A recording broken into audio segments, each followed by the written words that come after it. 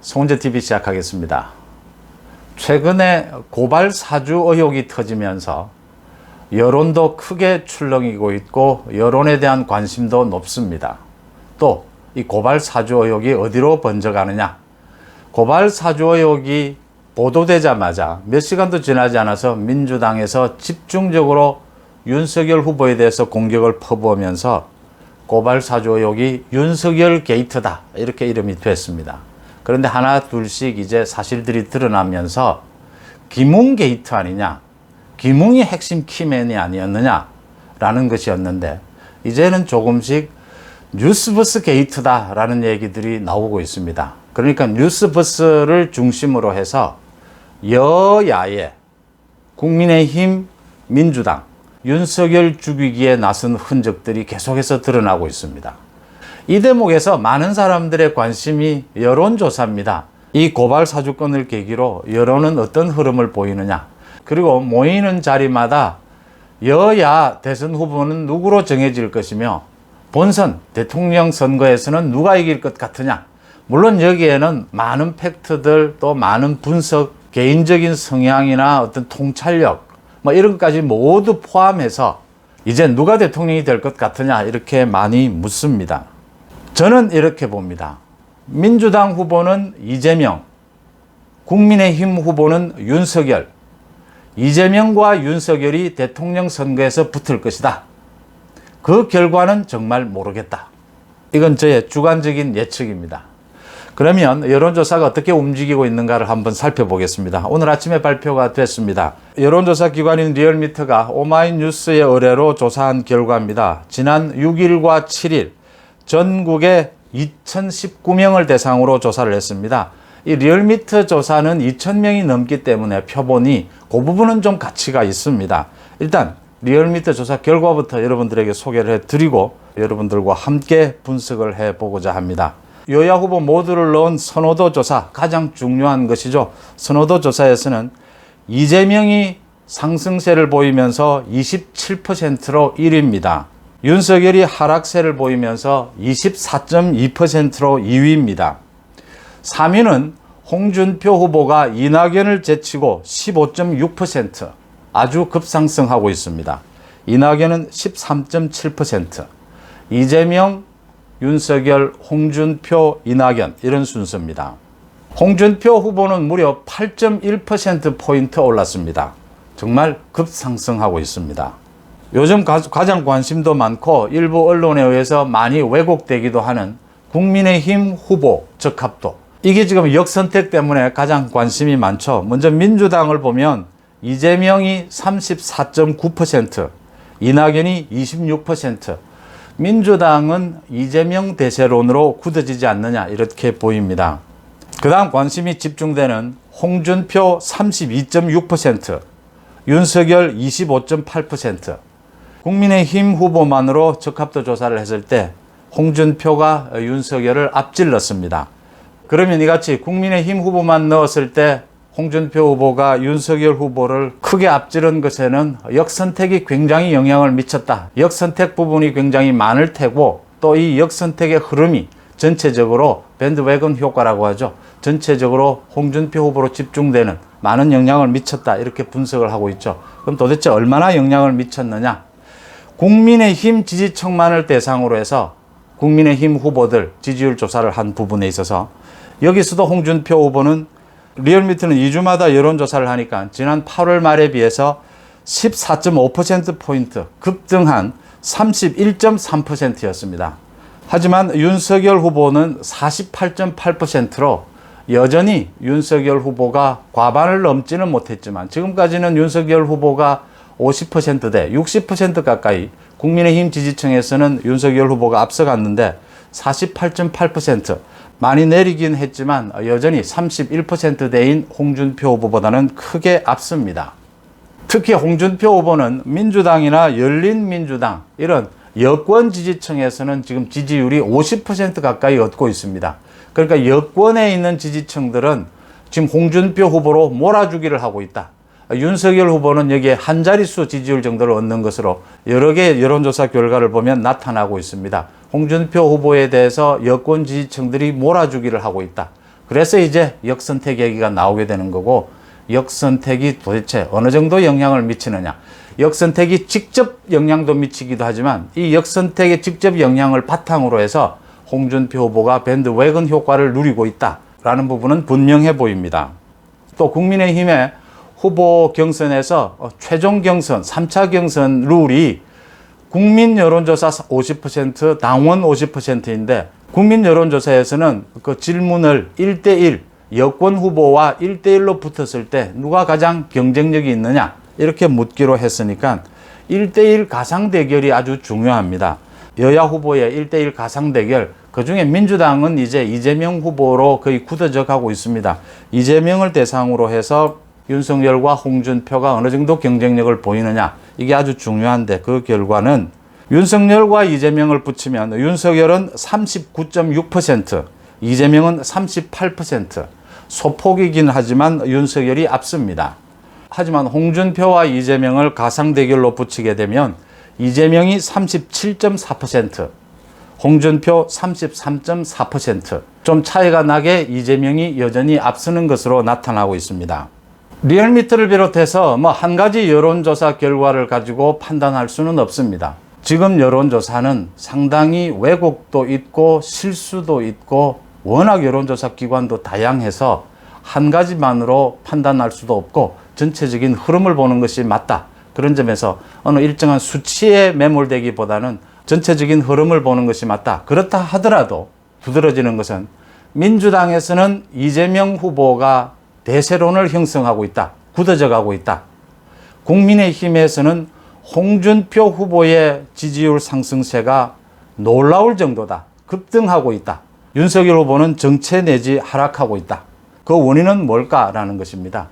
민주당에서 이재명 후보가 굳어지고 있는 것은 이재명 후보가 많은 자질에 있어서 문제가 있음에도 불구하고 본선 경쟁력으로 추정이 됩니다. 그러니까 친문 주류들의 지지율이 절반 이상이 이재명으로 몰리는 것은 전략적 투표다. 이재명이 아니면 정권 연장을 하기 힘들다라는 결정으로 해석이 됩니다. 그 다음 윤석열의 정체 내지 하락은 여권과 일부 야권에서 협공을 하고 있는 윤석열에 대해서 지금 고발 사주권을 비롯해서 각종 윤석열 가족에 대한 의혹, 이렇게 공격을 받고 있는 것이 영향을 미치지 않을 수는 없습니다. 영향을 미쳤을 것이다. 그렇지만 그것보다 더 중요한 것은 윤석열 후보가 정치에 등판한 이후에 국민의힘에 입당한 이후에도 뚜렷한 정책을 보여주지 못하고 있다. 굵직굵직한 국정 비전을 보여주지는 못하고 있다. 그러면서 실언도 나오고 있다. 실언들까지 겹치면서 상당히 신뢰도가 떨어지고 있다라는 부분입니다. 윤석열 후보가 검찰총장을 하다가 이제 그만두고 정치권에 뛰어들었으니까 국정 비전이라든지 정책에 대해서 이해도가 높을 수는 없습니다. 하지만 투트랙으로 가야 합니다. 어제 고발 사주권에 대해서 윤석열 후보가 국회에서 정말 분노하듯이 기자회견을 했는데 그런 것은 나쁘지 않습니다. 기존 정치권에서 볼 수 없었던 윤석열만의 신선함일 수도 있습니다. 그런데 거기에서도 인터넷 언론과 메이저 언론을 갈라치는 그런 말의 실수를 하기도 했는데 이런 말의 실수는 줄여야 하지만 윤석열 자신만이 갖고 있는 기존 정치권에서 볼 수 없는 신선한 그런 모습을 보여주는 것은 좋지만 이제는 정책을 내놓아야 할 때다. 투트랙으로 가야 된다. 여권에서 집중적으로 쏟아붓는 윤석열 후보에 대한 공격, 그 부분에 대해서 윤석열 스타일대로 당당하고 또 거침없이 맞서 싸우면서도 한편으로는 이런 정책을 내놓는, 굵직굵직한 정책을 내놓는 것에도 굉장히 많은 신경을 써야 된다. 그 다음에 놀라운 것은 역시 윤석열 후보에 몰려있는 야권의 정권교체의 지지율은 견고하다라고 하는 점입니다. 굉장히 많은 공격을 받고 굉장히 많은 실수를 했음에도 불구하고 윤석열 지지율이 여전히 국민의힘 내부에서는 절반 가까이, 또 전 국민을 대상으로 해서도 이재명과 엎치락 뒤치락 하면서 1위 자리를 유지하고 있다라고 하는 것은 지난 2년 가까이 윤석열 후보가 문재인 정권과 맞서면서 보여준 그런 언행들에 많은 기대가 몰리고 있다. 그래서 윤석열에 대한 공격, 또 실망이 좀 있더라도 윤석열 후보가 쉽게 무너지지는 않을 것이다 라고 하는 점이 이미 검증이 됐다 이렇게 보입니다. 가장 중요한 것은 이제 홍준표 후보입니다. 급등세, 상승세 정말 굉장히 놀랍습니다. 역시 홍준표 후보답다라는 생각을 합니다. 이 전체 판세를 읽는 능력, 거기에 맞춘 순발력, 나는 홍준표를 따라갈 사람이 참 드물 것이다 이렇게 보입니다. 그러니까 홍준표 후보가 지금 윤석열과 경쟁체제를 만들기 위해서는 이 야권 전체의 판을 흔들어야 한다.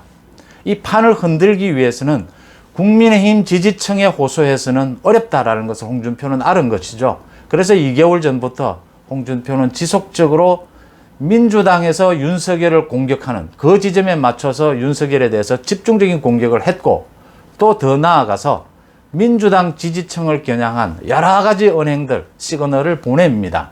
대표적으로 김해 봉화마을을 가서 노무현 전 대통령을 닮고 싶다 이런 얘기까지 하면서 민주당 지지층을 겨냥한 많은 노력들을 했습니다. 홍준표 후보라고 모를 리가 있습니까? 그 민주당 지지층이 본선에 가면 홍준표를 지지하지 않는다는 건 홍준표도 잘 알고 있죠. 그렇지만 이걸 마중물로 해서, 여기에는 홍준표 지지도 있고 역선택도 있는데 이걸 마중물로 해서 밴드웨건 효과로 전체 지지율을 끌어올릴 수 있다. 그런 계기를 만들 수 있다. 그 결과 지금 20대, 30대의 지지율이 홍준표로 몰리고 있고, 또 국민의힘 지지층 내부에서도 홍준표의 지지가 많이 몰리고 있는 것. 역시 홍준표가 노린 계산은 정확했다. 홍준표의 순발력은 인정할 만하다라는 부분입니다. 그런데 중요한 것은 홍준표의 이 같은 지지율 급상승이 앞으로 어디까지 이어질 것이냐 하는 부분입니다. 이 부분에 있어서 홍준표 캠프 측도 그렇고 많은 국민들도 고개를 좀 갸우뚱하는 부분입니다. 그러니까 홍준표 후보는 이미 예상을 한 것이죠. 이런 전략을 세울 때 이미 민주당 지지층을 겨냥한 이런 자신의 언행들이 자신의 발목을 잡을 것이다. 그걸 각오하고 이런 전략, 이런 순발력을 보여줬던 겁니다. 당장 후유증들은 나타나고 있습니다. 어제부터 홍준표 후보는 윤석열 후보의 그 고발 사주권에 대해서 말이 바뀌기 시작했습니다. 순간순간 자신의 이익에 따라서 말을 바꾸고 전술을 바꾸고 이런 부분에 있어서 굉장히 순발력이 있는 것은 홍준표나 이재명이나 비슷하다 이런 얘기들도 많이 나옵니다. 자질에 대한 이야기도 참 비슷하다 이런 얘기도 많이 나오기도 하는데, 어제부터는 이제 윤석열에 대한 공격을 하지 않고 김웅을 공격하고 나섰습니다. 지금까지 윤석열에 대해서 민주당보다 오히려 더한 공격을 했던 홍준표가 그런 말을 언제 했냐는 듯이 말을 바꿉니다. 이런 것들이 이제 홍준표의 발목을 잡게 될 것이다. 하지만 밴드웨건 효과로 모여있는 청년층 20대 30대의 지지, 이걸 바탕으로 해서 상당 부분 상승률, 지지율을 끌어올릴 수는 있을 것이다 이렇게 보입니다. 20대 30대의 지지 이 부분에 있어서는 제가 일전에 유튜브에서도 지적을 한 바가 있습니다. 그러니까 윤석열 후보를 비롯해서 다른 후보들도, 특히 윤석열 후보 같은 경우에는 이준석 대표와 갈등을 빚었지 않습니까? 그 이유가 어디에 있든. 그러면 어찌됐든 이준석 대표가 갖고 있는 저 20대, 30대의 관심, 정치적 저 관심을 대체할 수 있는 노력들을 해야 한다. 이준석 대표를 무너뜨리는 것은 쉽지만 이준석 대표가 상징하고 있는 20대, 30대 일정 지지율이 있거든요. 그 부분을 파고들 노력들을 보여줘야 한다. 가장 먼저 빨리 보여주는 사람이 홍준표입니다. 자신이 20, 30대를 겨냥해서 군대 문제라든지 이런 문제에 대한 정책을 내놓습니다. 빠르게 반응을 하죠.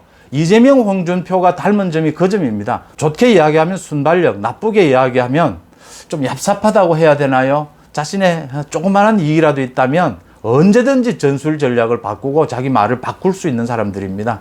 그런 점에서 윤석열을 비롯한 다른 후보들은 취약했다. 이준석 리더십이 크게 흔들리면서 갈 곳이 없어진 이 청년들의 지지, 관심을 끌어다니는데 실패했다. 홍준표의 후보의 상승세는 앞으로도 상당 놀라울 정도로 되겠지만 궁극적으로 거기에 따른 부작용도 홍준표 후보는 안을 수밖에 없다라는 부분에서 한계가 있을 것이다. 또 국민의힘의 지금 경선 룰이 최종 50대 50에서 본선 경쟁력을 묻는 여론조사 방식으로 되어 있다는 점에서 지금 여기에 대입해서 맞춰보면 아직도 윤석열과 홍준표는 상당히 차이가 난다라는 것이 이제 여론조사 전문가들의 분석입니다. 아무리 적게 잡아도 10% 이상은 차이가 날 것이다 이렇게 보이는 부분입니다. 11월 달에 국민의힘 후보가 뽑히게 되는데 그때가 되면 10월 달에 민주당 후보가 뽑히기 때문에 이제 이재명으로 굳어질 것입니다. 그럼 11월 달에 여론조사는 이재명과 본선에서 붙었을 때 누가 경쟁력이 있느냐라는 부분인데, 그동안의 정치적 경력에서 보여주는 그런 정치적 스타일로 봤을 때 이재명에게 비슷한 스타일의 홍준표가 붙는 것보다는 굉장히 많이 다른 스타일, 또 문재인 정권의 정면 맞서기도 해왔던 윤석열 후보가 이재명 후보와 붙는 것이 경쟁력이 높을 것이다. 이런 전망도 나오고 있습니다. 그래서 만약 저한테 편한 자리에서 그냥 단도직입적으로 저한테 묻는다면 저는 요즘은 그렇게 대답을 합니다. 민주당은 이재명, 국민의힘은 윤석열. 윤석열과 이재명이 본선에서 붙게 되면 누가 이길지는 정말 모르겠다. 이재명이 순발력 있게 어떤 변신을 할지 모르겠다. 이재명, 윤석열 모두 서로 공격받아야 될 내용도 굉장히 많은데 그 공격이 결정타가 되지 못하고 있고 앞으로도 그럴 것이다. 정말 박빙의 승부가 되지 않겠느냐. 저는 이렇게 주로 말을 하는 편입니다. 여러분들은 어떻게 예상하고 계십니까? 고맙습니다.